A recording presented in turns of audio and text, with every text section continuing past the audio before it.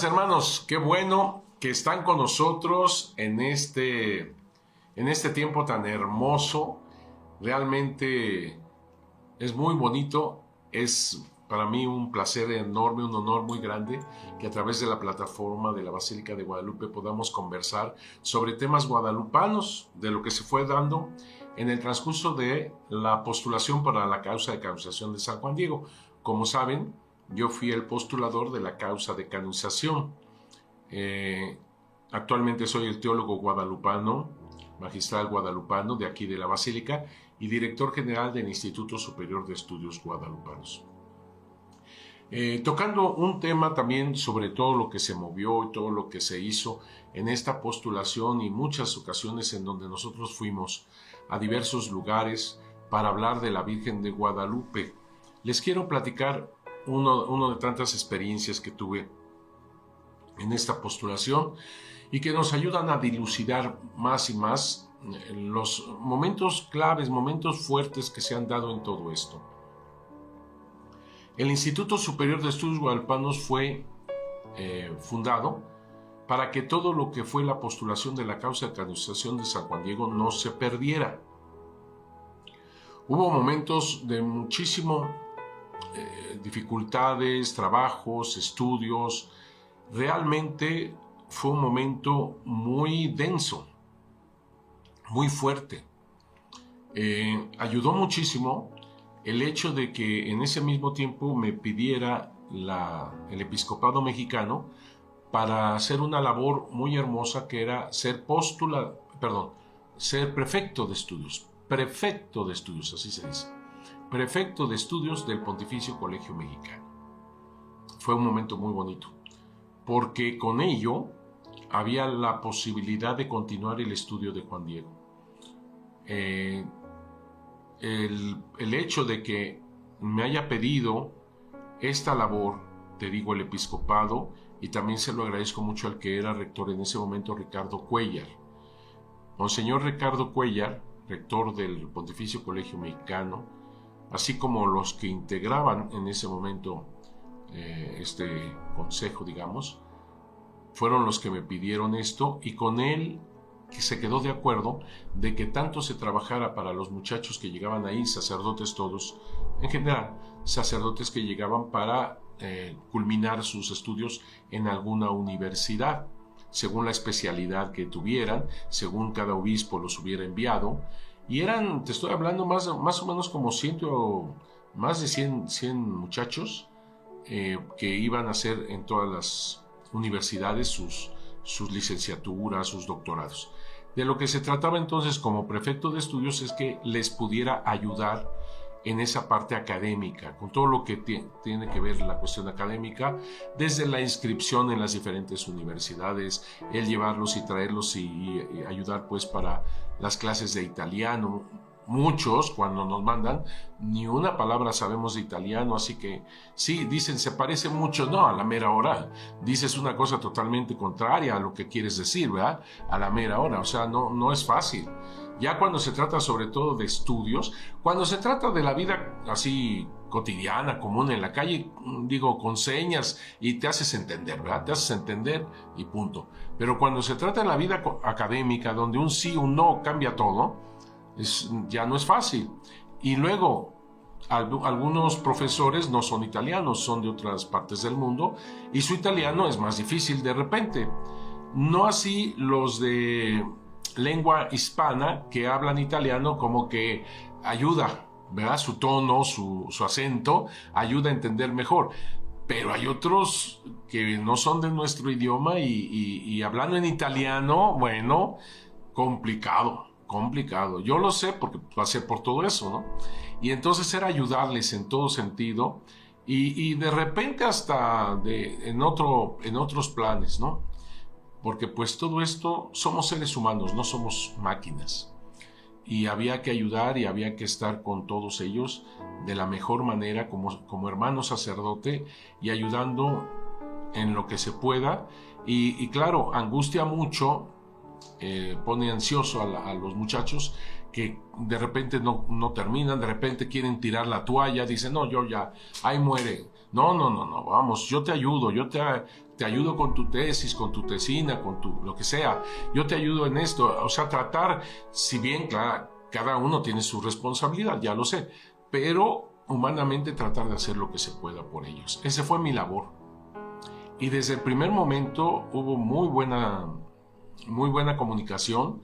Recuerdo que empecé a ayudar a la redacción de diferentes tesis. Yo no sabía muchos de los temas como tal, o de las facultades como tal, por ejemplo, filosofía, pues no, derecho, pues no, y cosas así. Yo soy historiador. Sin embargo, sí sabía redactar, sí sabía puntualizar, sí sabía citar, que es lo más importante y que nos enseñan mucho en historia, cómo citar y sobre todo citar fuentes históricas. Eso sí sabía, y eso ayudaba mucho porque en cualquier momento tú podías poner eso en funciones. Cómo citar, así sea filosofía, teología o lo que sea, tú tienes que citar bien, etcétera, etcétera, ¿no?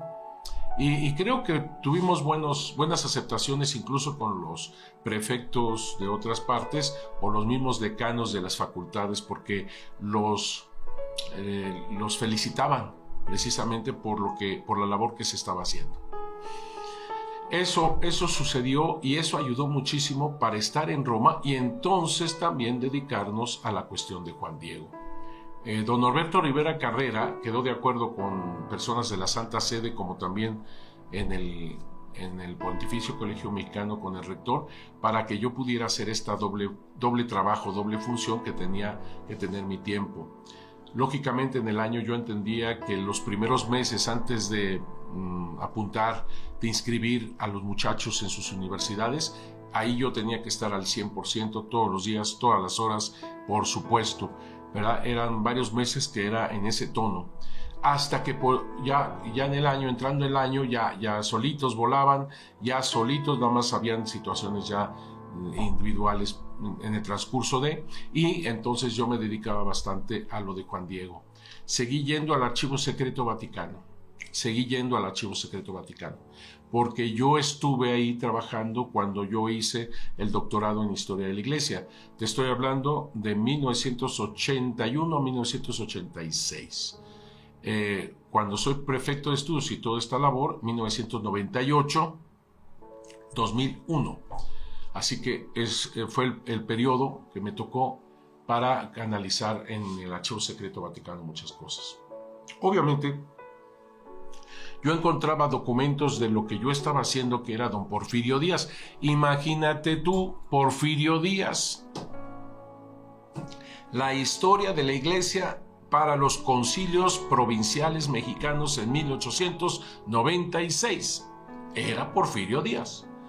Pero me tocó también, por suerte, y yo, más que suerte, miren, allá ya me tenían designado por dónde. Esa labor fue porque en ese tiempo que yo estaba estudiando los documentos de esa época, 1896, un año antes se había hecho la coronación pontificia de la imagen de la Virgen de Guadalupe. Por supuesto que estaban todos los documentos ahí, en esos legajos que me estaban dando, por supuesto.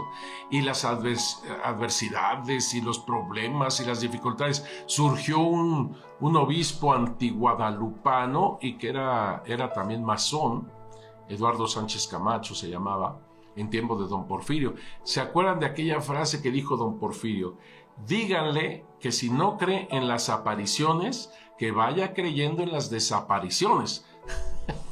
Un dicho muy porfiriano. Si no cree en las apariciones, que vaya creyendo en las desapariciones, decía don Porfirio a este obispo.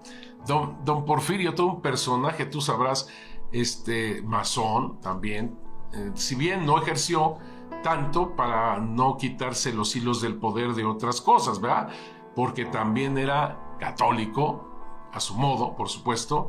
Él incluso fue el que colaboró por lo menos con esta nominación del obispo de Oaxaca, su tierra, que era Eulogio Gilou, así se llamaba, Eulogio Gilou.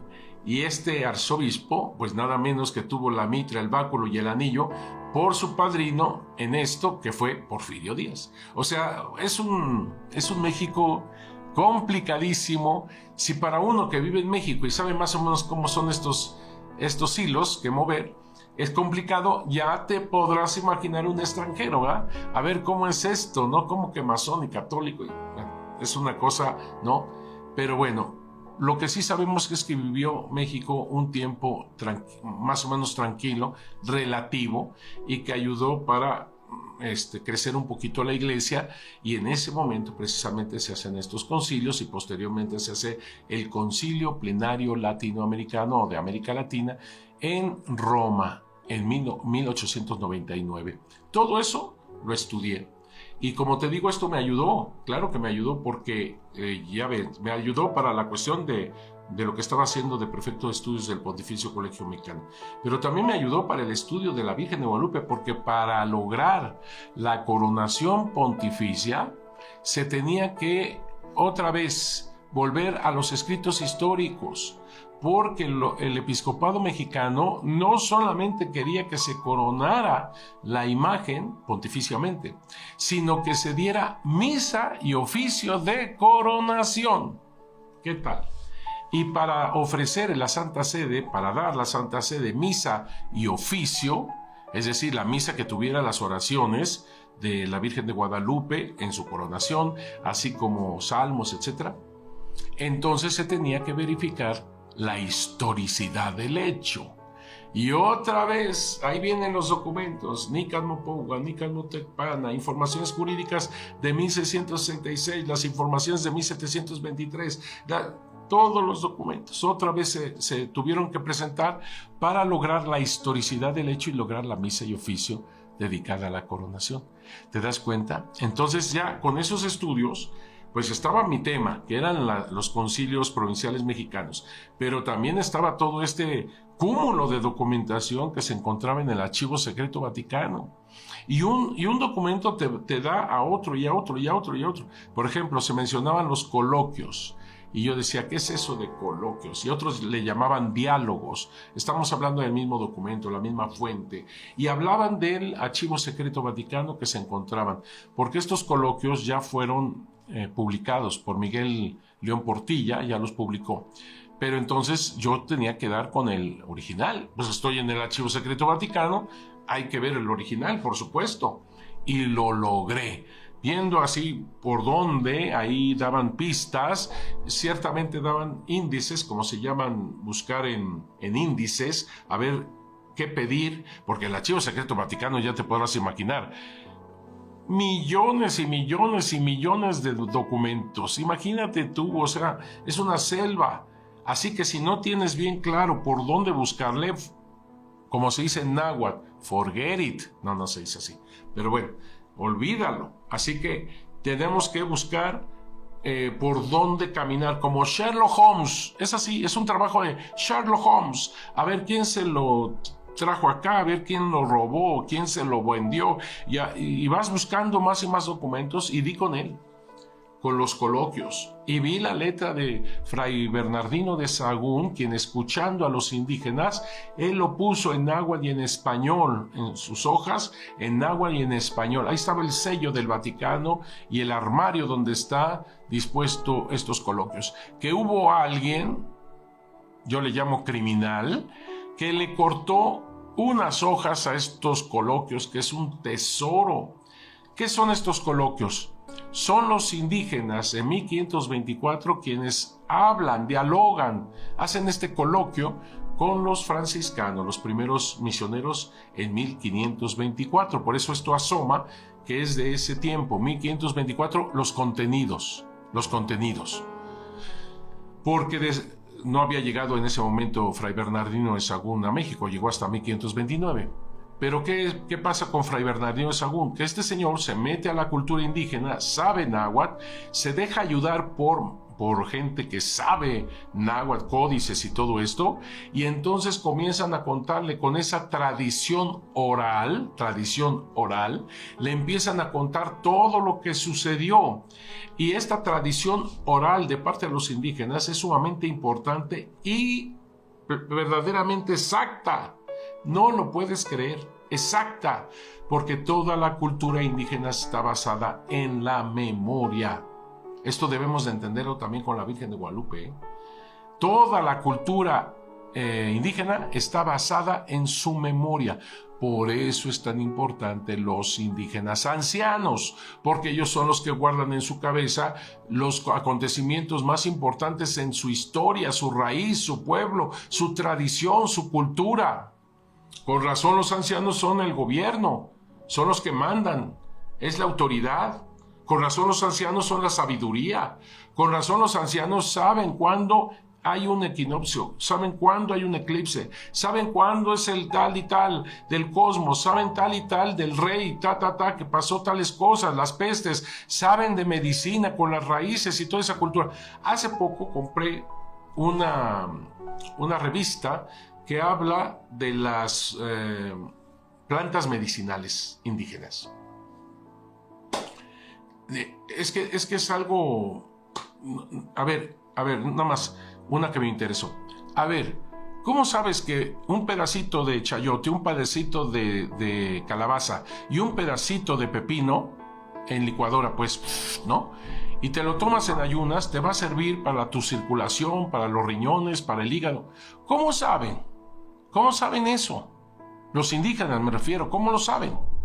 Impresionante, o sea, es la cultura, la raíz, la tradición. Bueno, ya te dije uno de las cosas medicinales, ¿eh? Eso ya salen ahí doctores que lo avalan y todo esto, naturistas, ¿va? Entonces, interesantísimo, y te estoy poniendo un ejemplo que se me quedó en la cabeza, pero así, ahí marcan 50, pero son muchos más. ¿Quién sabe todo eso? A través de la tradición oral. El abuelo, la abuela, el papá, vean cómo se hace. Y esas culturas, no es solamente México, ¿eh? La China, muchos.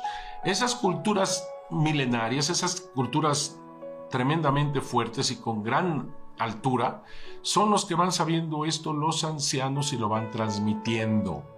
Por eso la tradición oral es muy importante y quienes están hablando con los franciscanos son los ancianos. Y entonces están tratando los franciscanos de decir, no crean en sus ídolos, eso es el demonio, Satanás, los han sido engañados, etcétera, etcétera. Y están los franciscanos, como muy bien se demuestra con otro tipo de documentación, estamos hablando de 1524, están en contra de cualquier idolatría. No podían ver una sola idolatría porque es Satanás. Ese es el fin, la razón, la justificación, como quieras, el sentido de su vida de los franciscanos, venir a combatir al demonio.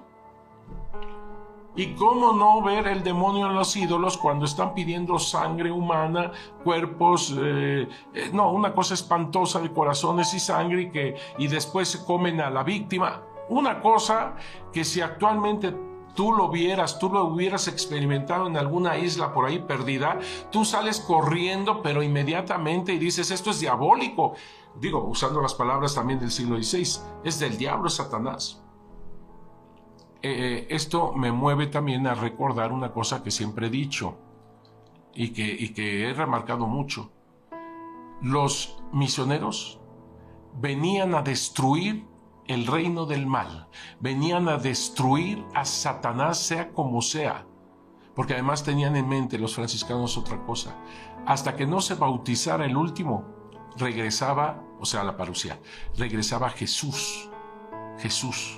Así que eran las dos cosas: matar al demonio, destruir al demonio, hacer añicos sus templos, sus ídolos, y al mismo tiempo bautizar. Eran las dos cosas que traían los franciscanos y todos.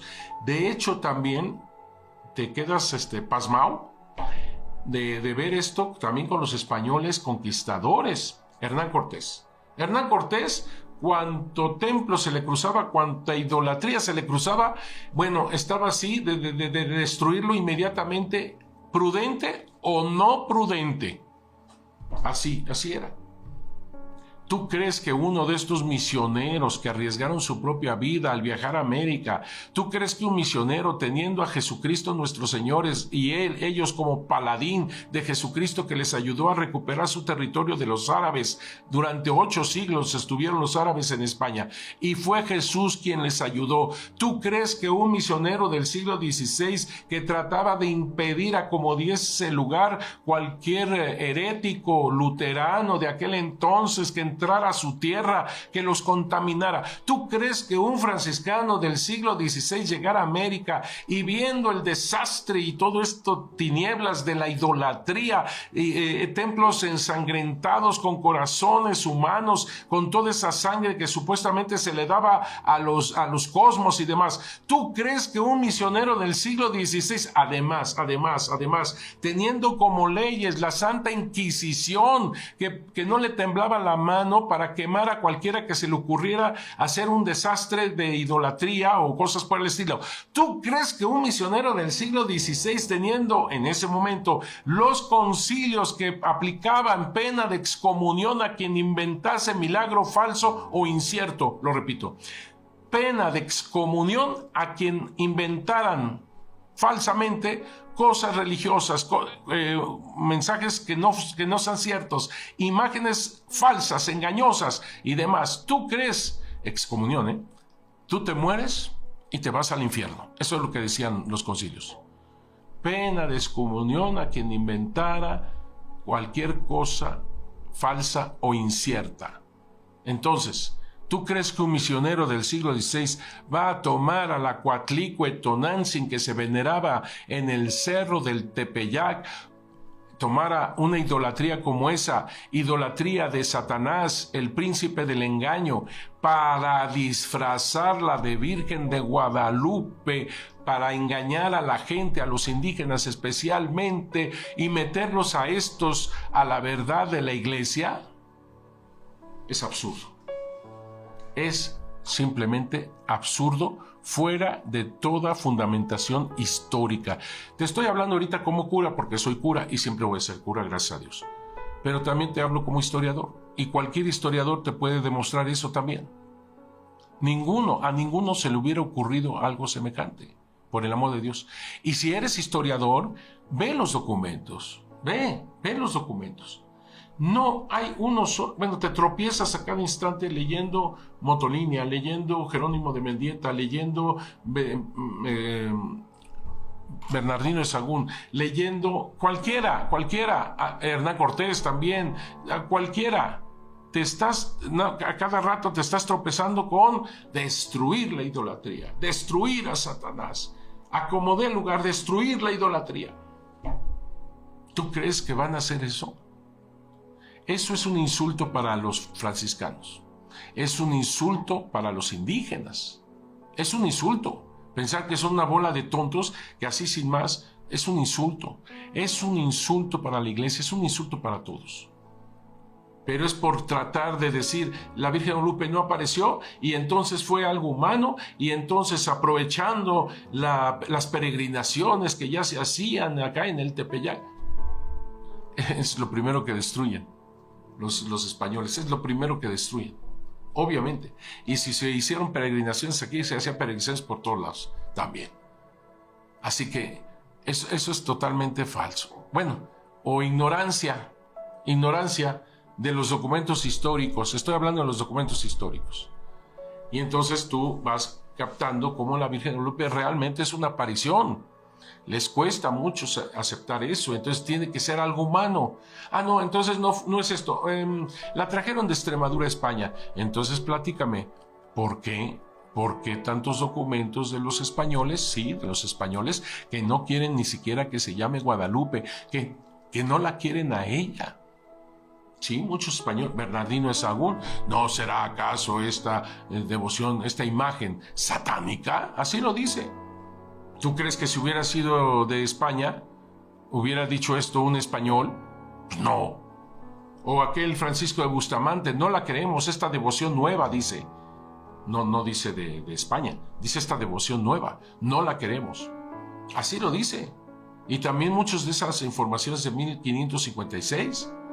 Así que, o el Jerónimo, que viene de Extremadura, España, y también de Guadalupe. Él viene de Guadalupe, el monasterio de Guadalupe, de Extremadura, España, y dice, quítenle el nombre, no se parece en nada a la nuestra. Ahí están los documentos históricos, no estoy inventando yo. Entonces, todo eso ayudó. Yo tenía esa labor de prefecto de estudios y de la postulación para la causa de canonización de San Juan Diego.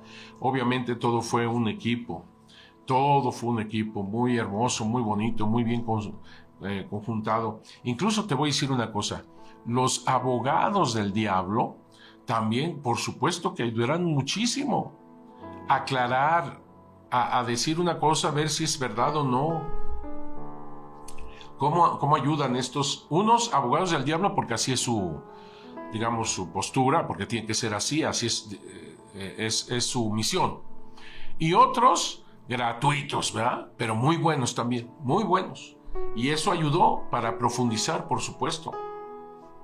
A mí algunas veces me dicen, ¿qué dice usted de Schulenburg o de tal o cual, no? Le dije, pues nada más, simplemente que le debo una comida o algo así, porque gracias a esas dudas yo estoy metido en todo esto. Dios me ha permitido estar cerca de su Madre Santísima de Guadalupe desde el conocimiento de por qué se apareció y cómo. Claro, nadie tiene el conocimiento perfecto y pleno, ya lo sé, pero hasta donde se pudo llegar, porque esto es como un iceberg, apenas tenemos una puntita de lo tremendamente grande que es la Virgen de Guadalupe. Miren, hasta me pongo mal, y quién sabe a quién o cuántos más les va a tocar estar cerca de ella en su conocimiento, en documentos y todo esto. A mí me tocó hoy por hoy esto, y no saben cómo le agradezco a Dios el hecho de que me haya permitido estar un poquito cerca de ella. Si una de las cosas que yo me voy a confesar, envidio, ni modo, me voy a confesar, espero tener la absolución. A los laicos, como al humilde Juan Diego, es que ella fue quien lo llamó. Ella fue quien le dijo, ven juntito a mí. ¿Cómo le tengo envidia? Y le voy a decir a Juan Diego, bueno, voy a tratar todo lo posible para estar por allá, o después de tantito más purificación, llegar por allá con él y decirle cómo te tuve envidia.